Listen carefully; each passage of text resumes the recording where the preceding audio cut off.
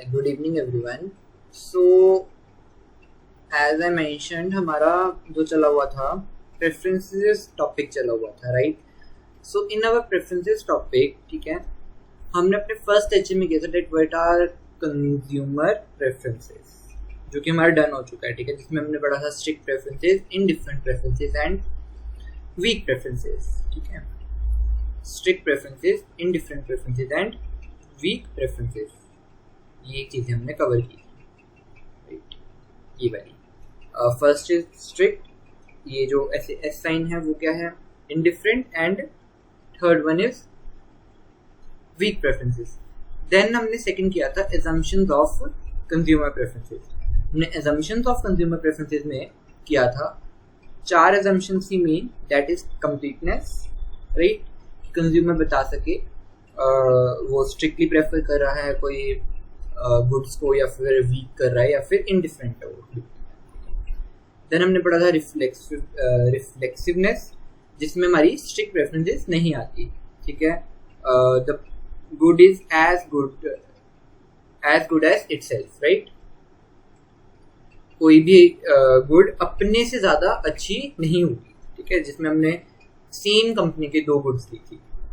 ठीक है, या फिर सेम कंपनी के 2 प्रोडक्ट्स लिए थे. ठीक है, और उनको कंपेयर किया था. ठीक है, तो हम नहीं कह सकते कि हाँ कि मैं ये लूँगा या प्रोडक्ट ए लूँगा या प्रोडक्ट बी लूँगा, बिकॉज दे आर सेम.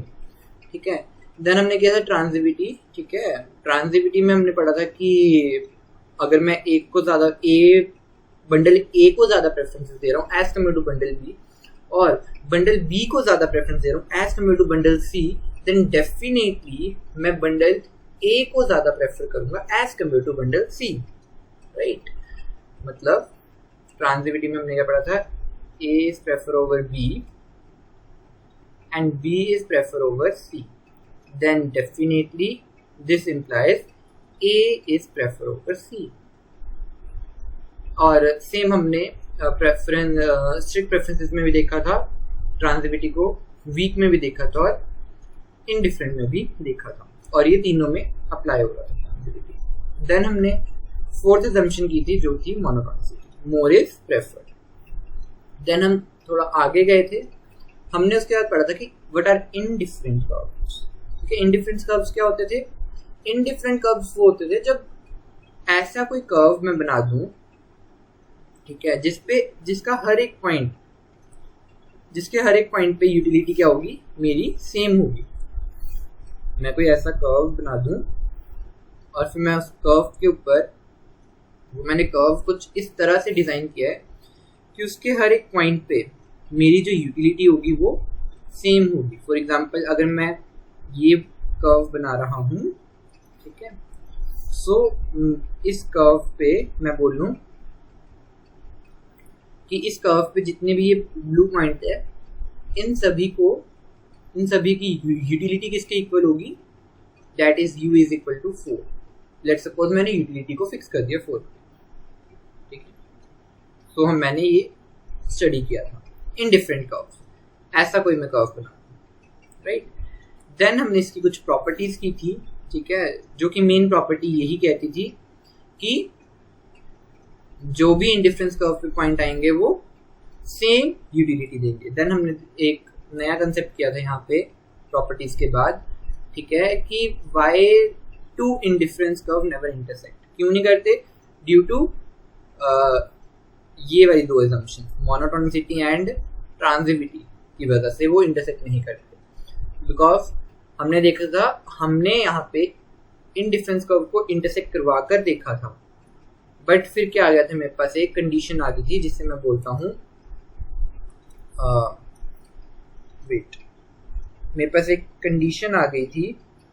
ठीक है, कंडीशन नहीं बोल सकते, हाँ कॉन्ट्राडिक्टरी सिचुएशन बन गई थी मेरे पास. ठीक है, कॉन्ट्राडिक्टरी सिचुएशन बन गई थी. तो कॉन्ट्राडिक्टरी सिचुएशन कब बनती है, जब मेरी एजम्पशन गलत होती है. मैंने एजम्पशन क्या लेके चला था यहाँ पे कि that they both are intersect each other right. Then हमने अपनी लास्ट क्लास में क्या किया था, हमने इनडिफरेंस कर्व्स की शेप्स देखी थी उसके बाद. ठीक है, अलग अलग गुड्स के केस में. ठीक है, सो अलग अलग गुड्स के केस में जब हमने इंडिफरेंस कर्व्स की शेप्स देखी थी तब हमने परफेक्ट सब्स्टिट्यूट किया था लास्ट क्लास में हमने परफेक्ट सब्स्टिट्यूट्स को कवर किया था।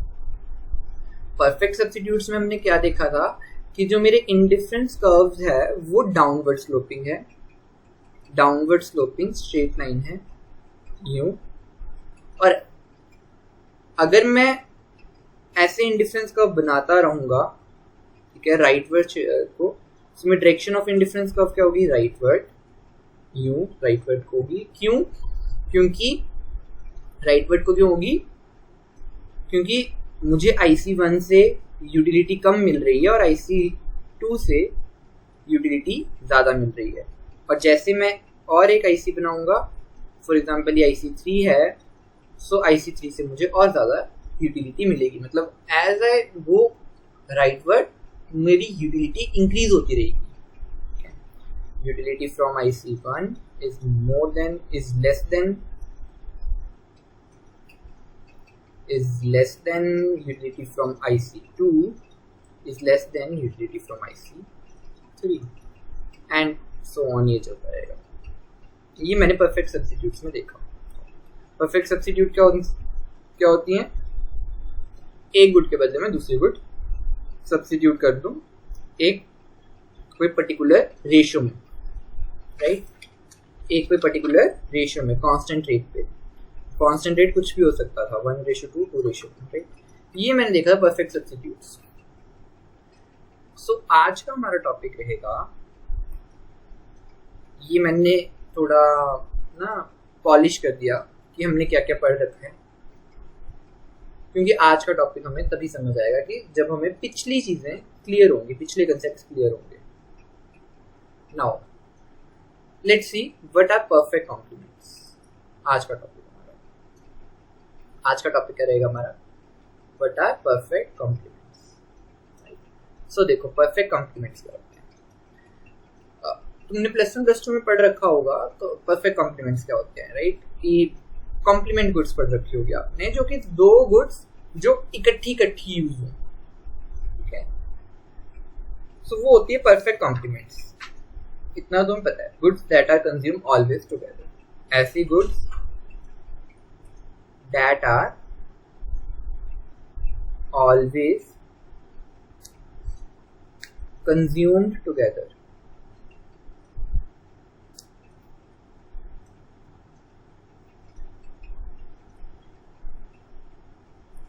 ऐसी गुड्स जिसको मैं इकट्ठे कंज्यूम कर सकता हूँ, इकट्ठी गुड्स को कंज्यूम कर सकता हूँ। मतलब मैं अलग अलग गुड्स को कंज्यूम नहीं कर सकता, वो मुझे ना चाहते हुए भी इकट्ठी कंज्यूम करनी पड़ेगी। एग्जाम्पल लेके देखते हैं। For example let's suppose left shoe and right shoe, left shoe and right शू।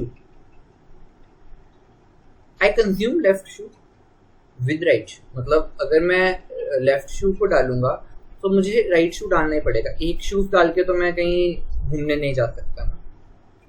और काफी और एग्जांपल है, ink and pen, right, ink and pen, petrol and car, AC, air conditioner and remote of air conditioner, या फिर TV and remote. ये क्या है मेरी एग्जांपल परफेक्ट सब्स्टिट्यूट्स की। ये दोनों इकट्ठे यूज होंगे। अगर मेरे पास रिमोट पड़ा हुआ है, ठीक है, तो वो कोई यूज का नहीं होगा, ठीक है। अगर मेरे पास टीवी पड़ा हुआ है तो वो भी कोई यूज का नहीं होगा, दोनों मुझे इकट्ठे यूज करने पड़ेंगे। So these are example of perfect substitute, perfect complement, sorry compliments.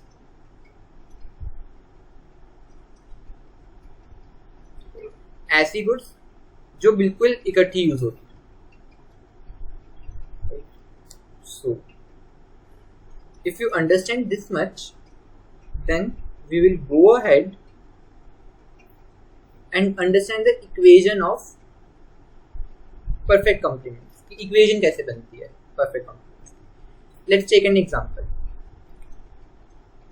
Let's suppose, ठीक है, मेरे पास x1 गुड्स है, गुड x1 या फिर x1 गुड, और एक x2 गुड है. मेरे पास x1 गुड है एंड गुड x2 है,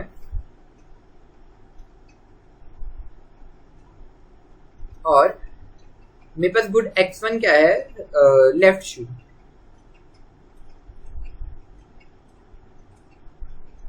और x2 गुड क्या है, मेरे पास राइट शू.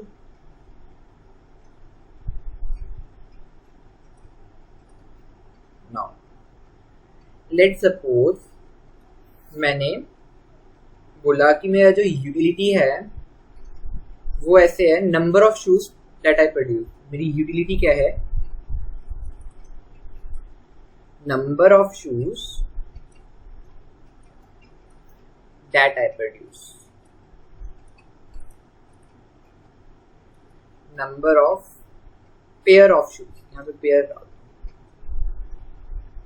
राइट, कि कितने पेयर बना पा रहा हूं मैं शूज के, वो मेरी क्या है, यूटिलिटी है.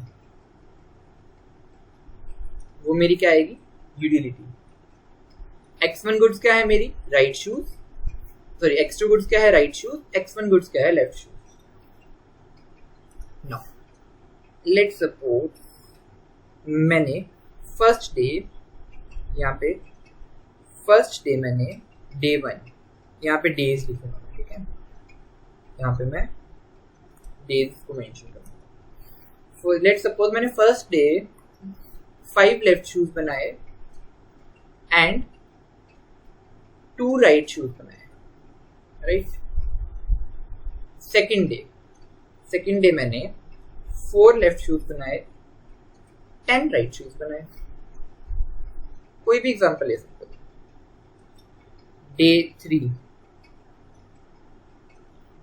डे 3 पे मैंने 3 लेफ्ट शूज बनाए, 3 राइट शूज बनाए. डे 4 पे मैंने ऐसे किया, मैंने 90 लेफ्ट शूज प्रोड्यूस कर दिए, ठीक है. चलो 90 को रखना, ये तो पॉसिबल ही नहीं है 90 एक दिन में बनाना, 9 रख लेते हैं. 9 लेफ्ट शूज बनाए, ठीक है, और 7 राइट शूज बनाए. एट डे 5, ये डेज हैं 1 2 3 4 5 ना. फिफ्थ डे पे क्या किया, मैंने 10 लेफ्ट शूज बनाए और 20 राइट शूज बनाए, राइट. नाउ 5 डेज ही लेते हैं, दैट्स इट, इतना ही लेंगे. देखो मेरा यूटिलिटी क्या कहता है, मेरा यूटिलिटी फंक्शन क्या है, that number of shoes that I produce, number of pair of shoes that I produce, focus on pair. So देखो डे 1 पे मैंने जब 5 लेफ्ट शूज बनाए और 2 राइट शूज बनाए, अल्टीमेटली मेरे पास कितने पेयर बने शूज के, 2, ठीक है. मतलब 5 माइनस 2 क्या आया, 3 ना. 3 मेरे वेस्ट गए शूज, 3 शूज मेरे waste of money. In same way जब मैंने डे 2 पे 4 लेफ्ट शूज बनाए और 10 राइट शूज बनाए, ठीक है, अल्टीमेटली मेरे पास पेयर कितने बने, 4 टोटल पेयर्स. डे 3 पे 3, तो अल्टीमेटली मेरे पास 3 पेयर्स बने शूज के टोटल, मेरी यूटिलिटी, ठीक है. सो डे 4 पे मैंने 9 शूज लेफ्ट बनाए, 7 शूज राइट बनाए, राइट शूज 7 बनाए और लेफ्ट शूज 9 बनाए. सो अल्टीमेटली मेरी यूटिलिटी कितनी आई, 7. अल्टीमेटली मेरे पेयर्स कितने बने शूज के, 7. और डे 5 पे ऐसे ही मेरे 10 पेयर्स बने शूज के. Now focus. देखो अब मैं 2-3 चीजें हाईलाइट करूंगा, उसको ध्यान से देखना. मैंने बोला डे 1 पे मैंने जब 5 शूज लेफ्ट बनाए और राइट शूज 2 बनाए, जो मेरी यूटिलिटी है वो मेरी क्या आ रही है, 2 आ रही है। डे 2 पे जब मैंने 4 लेफ्ट शूज बनाए और 10 राइट शूज बनाए, मेरी जो यूटिलिटी है वो 4 आ रही है। इन द सेम वे जब मैंने 3 लेफ्ट शूज बनाए, 3 ही राइट शूज बनाए, तब मेरी यूटिलिटी भी 3 आ रही है। डे 4 में जब मैंने 9 लेफ्ट शूज बनाए, राइट शूज मैंने 7 बनाए, ठीक है, सो मेरी जो यूटिलिटी है वो 7 आ रही है। सेम इन डे 5 में 10 लेफ्ट शूज बनाए, 20 राइट शूज बनाए, बट अल्टीमेटली मेरी यूटिलिटी कितनी आई, 10। नाउ अगर तुम ध्यान से देखो तो हमेशा जो यूटिलिटी आ रही है वो मेरी मिनिमम आ रही है, जो सबसे छोटा नंबर है। मैक्सिमम शूज मैंने कितने बनाए हैं डे 1 पे, फोकस ऑन डे 1 पे फोकस करते हैं, बाकी सभी डेज को भूल जाते हैं, डे 1 पे फोकस करते हैं। यहाँ पे ये डे 1, ठीक है। डे 1 में मैंने बोला कि मैंने 5 क्या बनाए, मैक्सिमम शूज मैंने कितने बनाए, 5। मैक्सिमम शूज मैंने कितने बनाए, 5। मिनिमम शूज मैंने कितने बनाए, 2, ठीक है। मिनिमम शूज मैंने 2 बनाए, और जो मेरी यूटिलिटी है वो कितनी आई, 2। इन सेम वे डे 2 में मैंने क्या किया, डे 2 में मैंने मैक्सिमम शूज कितने बनाया, 10, और मिनिमम शूज कितने बनाया, 4। अल्टीमेटली मेरी यूटिलिटी कितनी आई है, 4। Focus on maximum and minimum value. Day 3 में तो चलो मैक्सिमम मिनिमम कुछ होगा ही नहीं, मैक्सिमम भी 3 है, मिनिमम भी 3 है, यूटिलिटी भी 3 है। सो अल्टीमेटली सेम आप अगले 2 केसेस को भी एनालाइज कर सकते हो। सो अल्टीमेटली मैं अपने जो यूटिलिटी फंक्शन है, utility function of x1 good and x2 good, utility function for x1 good and x2 good equal to, मैं ये लिख सकता हूं, minimum of x1 and x2, x1 and x2, minimum of x1 and x2। ये लिख सकता हूं मैं इसको एनालाइज करके कि जो मुझे यूटिलिटी मिल रही है x1 और x2 गुड से, वो क्या है, जो भी x1 और x2 में से मिनिमम वैल्यू दे रहा है मुझे। यहाँ पे 2 दे रहा है, यूटिलिटी 2। कोई भी एग्जांपल उठा लो, एग्जांपल 4 उठा लो, ठीक है। यहाँ पे मिनिमम वैल्यू क्या है, 7, यूटिलिटी भी 7। डे 5 में मिनिमम 10 वैल्यू, यूटिलिटी भी 10, राइट। सो ये मेरा यूटिलिटी फंक्शन बनता है जब मेरे पास क्या होती है, जब मेरे पास कैसी गुड्स होती है, कॉम्प्लीमेंट्री गुड्स होती है, जो भी चीज मिनिमम हो। Now let's try to understand and make an indifference curve of these type of goods, these kind of goods। मैंने बोला मिनिमम क्या है, x1 एंड x2, जो भी x1 और x2 में से मिनिमम होगा। लेट्स सपोज एक और एग्जांपल ले लेते हैं हम, ठीक है। लेफ्ट शू राइट शूज की लेते हैं, क्योंकि अभी हम काफी सारे एग्जांपल लेके आए हैं। x1 एंड x2 गुड्स हैं, ठीक है। x1 मेरे पास वही राइट शूज हैं, और x2 मेरे पास लेफ्ट शूज है, राइट। नाउ ध्यान से देखना, यहाँ पे मैं डेज ले लेता हूँ, 1 2 3 4 डेज काफी।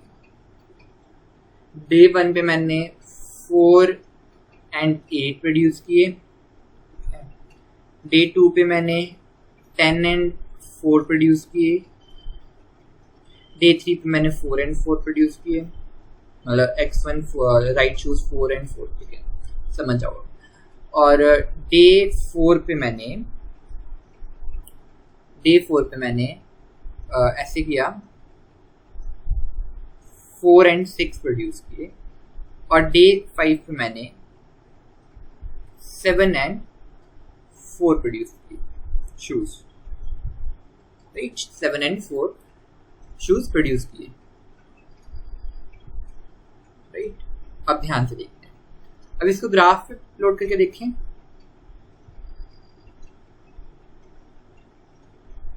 ग्राफ बना के देखें इसका, ठीक है। सो अगर तुम इसको एनालाइज करो, सो हर केस में मेरी मिनिमम वैल्यू क्या आ रही है, हर केस में मेरी मिनिमम वैल्यू क्या आ रही है 4। सो मतलब मेरी यूटिलिटी क्या है 4, मेरी यूटिलिटी क्या है, यूटिलिटी 5 डेज की यूटिलिटी क्या आई 4। जरूरी नहीं है ये 5 डेज की यूटिलिटी 4 आएगी, हर डे की यूटिलिटी अलग आ सकती है, ठीक है। सो देखो 0 1 2 3 4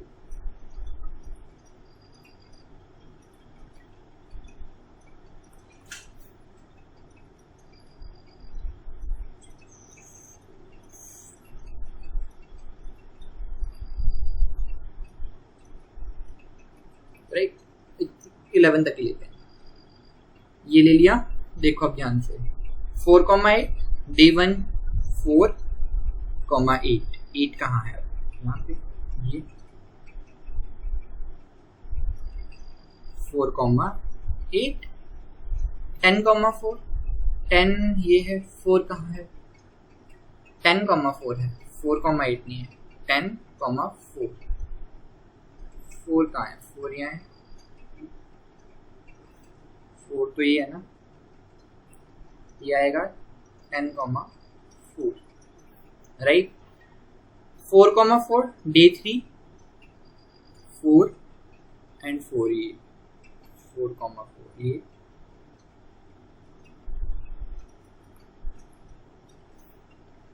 4,6 4 ये and 6 ये,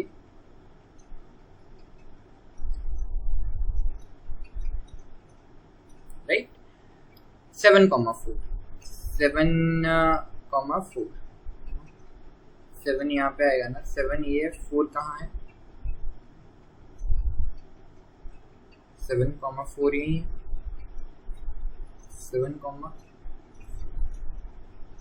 और कोई भी पॉइंट 7,4 भी का बेटा, 7,4 यहाँ पे आएगा ना, 7,4 है, सॉरी ये तो मैंने 7,4 नहीं है, 4,7 होगा,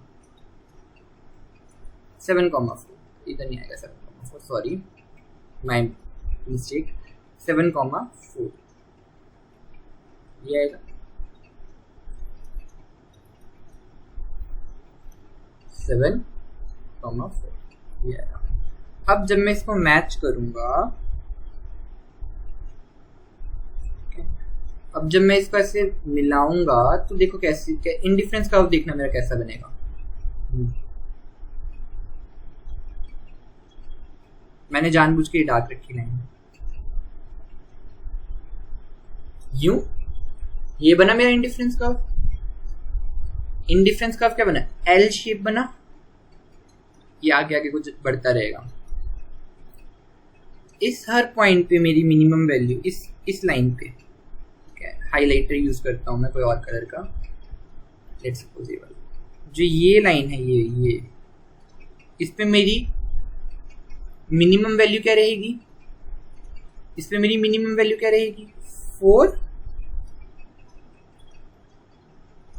मिनिमम वैल्यू हमेशा 4 रहेगी,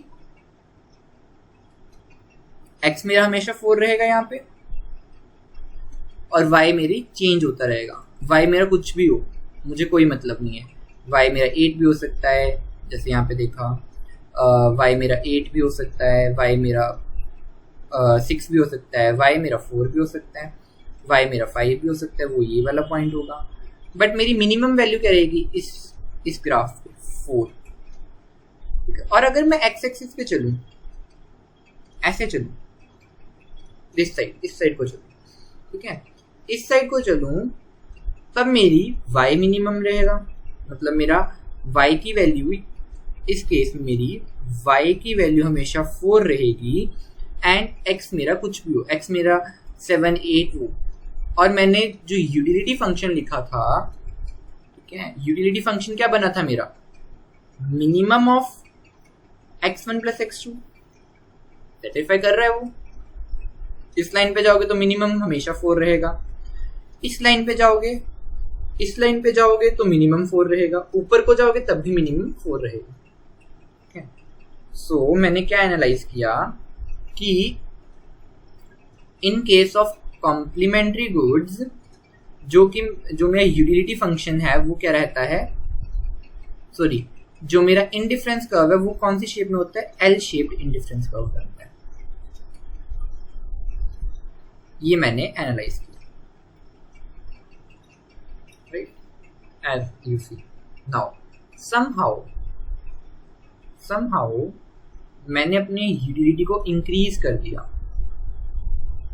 कर दिया मतलब मैंने अपना इंफ्रास्ट्रक्चर इतना अच्छा बनाया, ठीक है, इंफ्रास्ट्रक्चर मैंने इतना अच्छा बनाया कि मैंने अब प्रोडक्शन ऑफ शूज को इंक्रीज कर दिया। ये याद रखना, ठीक है, मैंने 6 शूज प्रोड्यूस किए, ठीक है, 8 4 6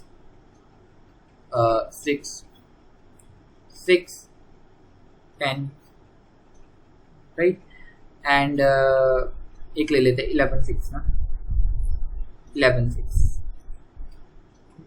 नाउ अब देखो, अब मेरा यहाँ पे यूटिलिटी फंक्शन क्या आ गया, 6। मेरी हर केस में मिनिमम वैल्यू क्या है, 6। हर केस में मिनिमम वैल्यू क्या है, 6। मतलब अब मेरी यूटिलिटी इंक्रीज हो गई, कितने से, 2 यूनिट से। ठीक है, पहले मेरी यूटिलिटी क्या थी, इस कर्व पे मेरी यूटिलिटी क्या थी, 4। इस कर्व में मेरी जो यूटिलिटी थी वो 4 थी, ये पूरे कर्व पे, पूरे इंडिफरेंस कर्व पे। अब जब मैंने अपनी यूटिलिटी को 2 गुना कर दिया तो मेरा इंडिफरेंस कर्व कैसा होगा, राइट। अब देखते हैं, यूनिट 2 से बढ़ा दिया, तब देखते हैं 6 8 6 ये है, 8 कहाँ है, 8 यहाँ है, ये आएगा 0.68 का। 4 6 4 ये है, ठीक है, और 6 कहाँ है, यहाँ ये है। 4 6 x4 y6 है, अब y6 यहाँ पे आएगा, 4 and 6 ना, 4,6 x4 y6, नहीं हाँ ठीक है, तो y6 ना, y6 ये है, x4 ये है, यही होगा 0.8। 4,6 रुको 4,6, ये तो पॉइंट ही नहीं आएगा ना 4,6 का, क्योंकि यहाँ पे तो मिनिमम वैल्यू ही 6 हो गई, मिनिमम वैल्यू तो 4 हो गई, ये तो पॉइंट ही नहीं बनेगा, सॉरी, तभी मैं कंफ्यूज हो गया। लेट सपोज 7,6, तभी तो मिनिमम, मैंने तो बोला मिनिमम वैल्यू, 4 और 6 में तो मिनिमम 4 हो गया, तो यही पॉइंट आएगा बार बार, ठीक है। बट अब तो मैंने अपनी यूटिलिटी को इंक्रीज कर दिया ना 6 से, तो 7,6, sorry my mistake, 7,6, 7 is there and 6, 7,6 ये,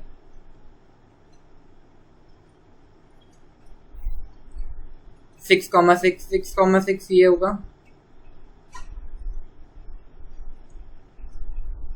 नो 6,10 10 यहाँ जिसको आ रहा है ये 6,10 और 11,6 ये आएगा। नो अब जब मैं इन सभी पॉइंट्स को ज्वाइन करूंगा, तो देखो मेरा इंडिफरेंस कर्व कैसा बना, दोबारा से एल शेप बना मेरा इंडिफरेंस कर्व। बट इस बार जब मेरा इंडिफरेंस कर्व एल शेप बना, सो ये जो एल बना ये आगे को जाकर बना, राइट। ये पॉइंट क्या आया, आगे को जाकर आया ये। सो जो इस इंडिफरेंस कर्व का जो मेरा यूटिलिटी होगी वो क्या होगी, यूटिलिटी इक्वल टू 6। सो मैंने क्या एनालाइज किया, as I increase my consumption, sorry as I increase my utility, ठीक है, as I increase my utility, ठीक है, my indifference curve move rightward, वो राइटवर्ड को जाता है, राइट। अब जब मैं इससे भी आगे जाऊंगा, इससे भी आगे एक इंडिफरेंस कर्व बनाऊंगा, ये सपोज इसके आगे मैंने इंडिफरेंस कर्व बनाइए यहाँ पे 8, हाँ ये 8 समझ लो, ये वाला इंडिफरेंस कर्व बना, ठीक है, ये मेरा इंडिफरेंस कर्व बना, ठीक है। अब यहाँ पे मेरी यूटिलिटी क्या हो गई, 8, ठीक है, इस पूरे इंडिफरेंस कर्व पे, क्योंकि मेरी मिनिमम वैल्यू हमेशा 8 आएगी। सी ये देखो, यूं 8 और इस साइड ये वाला, ठीक है। सो जैसे जैसे मैं आगे की साइड जाऊंगा, ठीक है, सो मेरी यूटिलिटी इंक्रीज होती रहेगी, जैसे जैसे मेरी यूटिलिटी इंक्रीज होगी और मैं राइट वर्ड को जाता रहूंगा, राइट वर्ड शिफ्ट मतलब ऊपर वाली साइड को जाता रहूंगा। सो अगर मैं इसको IC1 नाम दूं, इसको IC2 नाम दूं, IC3 नाम दूं, सो मैंने इस डायग्राम से क्या एनालाइज किया, that utility from IC3 is more than utility from IC2 is more than utility from IC1। या अगर मैं इसको प्रेफरेंसेस की फॉर्म में लिखूं, सो मैं कैसे लिखूंगा, IC3 is preferred over IC2 and IC2 is preferred over IC1।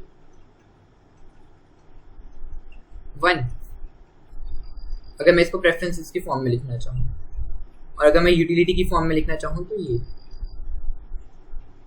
Right. इतना समझ गए। तो अब मैंने यहाँ पे अब क्या एनालाइज किया, अगर मैं इसको छोटा करूँ, ये अब मैंने यहाँ पे ये देखा कि कॉम्प्लीमेंट्री गुड्स के केस में क्या है, मेरा जो इंडिफरेंस कर्व होता है वो क्या होता है, एल शेप्ड।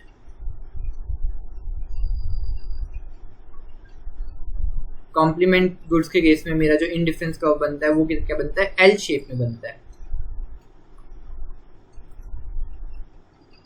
और जैसे जैसे ये एल शेप आगे आगे को जाएगा, वैसे वैसे मेरी यूटिलिटी इंक्रीज होगी। जैसे जैसे ये राइटवर्ड शिफ्ट होगा, मेरी यूटिलिटी इंक्रीज होगी, और जैसे जैसे ये पीछे को आएगा एल शेप, वैसे मेरी यूटिलिटी कम होगी, राइट। ये देखा, मतलब जब ये राइटवर्ड जाएगा माई यूटिलिटी इंक्रीज, जब ये लेफ्टवर्ड आएगा क्लोज टू द रीजन आएगा, माई यूटिलिटी गेट डिक्रीज, जो कि मैंने देखा। मतलब डायरेक्शन ऑफ इंडिफरेंस कर्व मतलब राइटवर्ड, अगर मैं डायरेक्शन की बात करूं, राइट। सो और इक्वेशन देखी मैंने कि ये इक्वेशन बनी मेरी इंडिफरेंस कर्व, सॉरी मेरी यूटिलिटी इक्वेशन क्या बनी, ये बनी। नाउ राइट विथ मी, अगर तुम नोट्स बनाना चाहते हो इको के, तो उसमें ये ऐड ऑन करना। वेट तो विन नहीं हो रहा अभी क्या,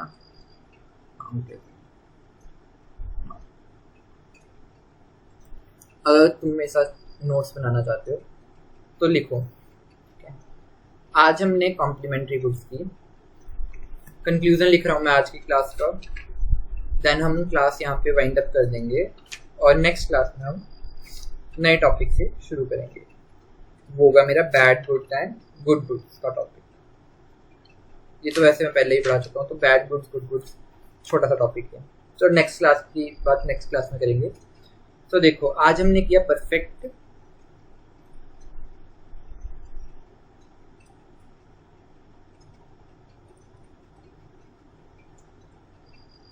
परफेक्ट कॉम्प्लीमेंट्स, मैंने परफेक्ट कॉम्प्लीमेंट्स में क्या देखा, सबसे पहले इसकी डेफिनेशन देखी। परफेक्ट कॉम्प्लीमेंट्स क्या होते हैं, ठीक है। परफेक्ट कॉम्प्लीमेंट्स वो होते हैं goods that are consume, goods that are always consumed together.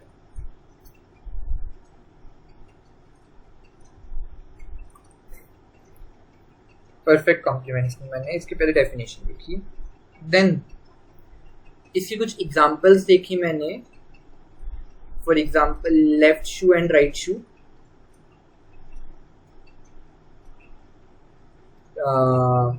T and sugar,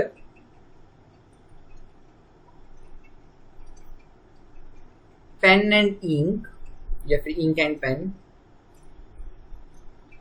car and petrol, AC and remote. ये मैंने इसकी कुछ एग्जांपल्स देखी परफेक्ट कॉम्प्लीमेंट गुड्स की। देन इसके बाद हमने थोड़ा और इसको डीप में पढ़ा। देन हमने इसका यूटिलिटी फंक्शन बनाया, that utility function of complement goods x1 and x2 equal to minimum of x1 and x2। ठीक है, ये x1 x2 के यहाँ पे क्या है, कॉम्प्लीमेंट्री गुड्स है। ठीक है, देन मैंने यूटिलिटी फंक्शन बनाया ये, या फिर यूटिलिटी इक्वेशन बनाई। देन मैंने इस यूटिलिटी फंक्शन को यूज करके इस यूटिलिटी फंक्शन को आगे यूज किया और मैंने क्या बनाया, इंडिफरेंस कर्व बनाया।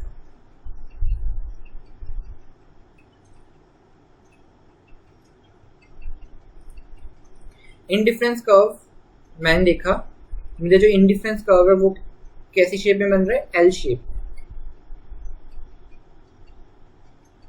राइट। मैंने क्या देखा, वो एल शेप में बन रही हूँ। और मैंने यहाँ पे क्या देखा, ये एल शेप में बन रहा है। और as we go upward shift, मतलब जब हम as we go upward shift, upward side को शिफ्ट होते हैं हम, या फिर राइटवर्ड शिफ्ट,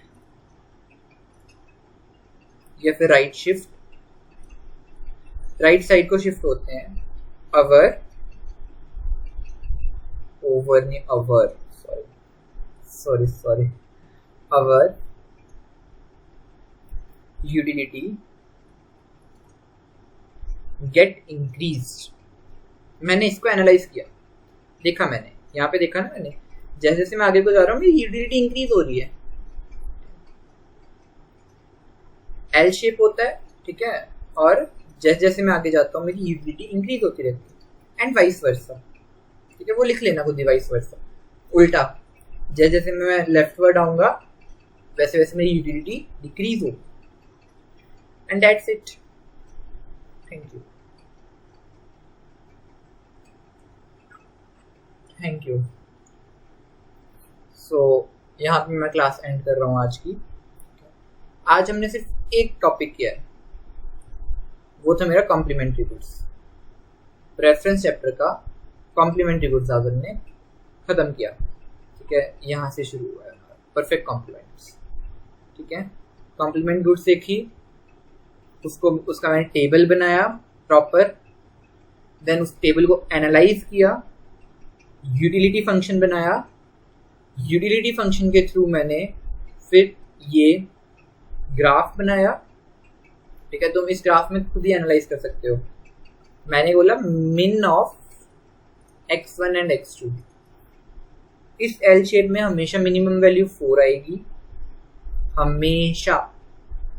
और इस एल शेप में हमेशा मिनिमम वैल्यू 6 आएगी IC2 में, और IC3 में हमेशा मिनिमम वैल्यू 8 आएगी। कभी भी तुम एनालाइज कर लो, कभी भी तुम देख लो, कोई भी वैल्यू उठा के कैलकुलेट करके देख लो। देन हमने कुछ ये देखा, ये, हाँ ये पॉइंट रह गया, ये पॉइंट लिख लेना। ठीक है, एज आई शिफ्ट अपवर्ड, ये जो मैंने कुछ लिखा इसके साथ ही ये लिख लेना कि मैंने जब इसको वो भी देखा प्रॉपर डायग्रामेटिकली फॉर्म में देखा, ठीक है। सो मैंने यहाँ पे ये भी लिखा दैट IC3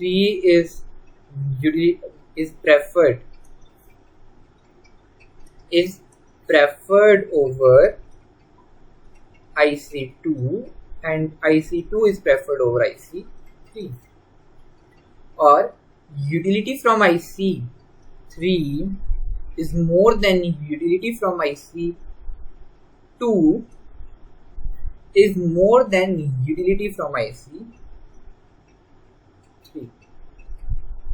IC1, यहाँ पे 1 आएगा, राइट। ये मैंने देखा, मतलब ये जो मैंने लिखा है यहाँ पे, वेट अ सेकेंड, देखो IC1 से मुझे यूटिलिटी 4 मिल रही है, सबसे कम, ये यूटिलिटी फंक्शन ये लिखा है ना, सबसे कम 4, ठीक है। उससे ज्यादा क्या मिल रही है, IC2 से कितनी मिल रही है, 6, और सबसे ज्यादा मुझे किससे मिल रही है, IC3 से 8।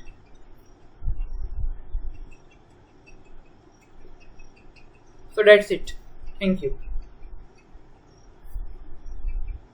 इसको नोट डाउन कर लो, देन मैं वीडियो ऑफ कर दूँ।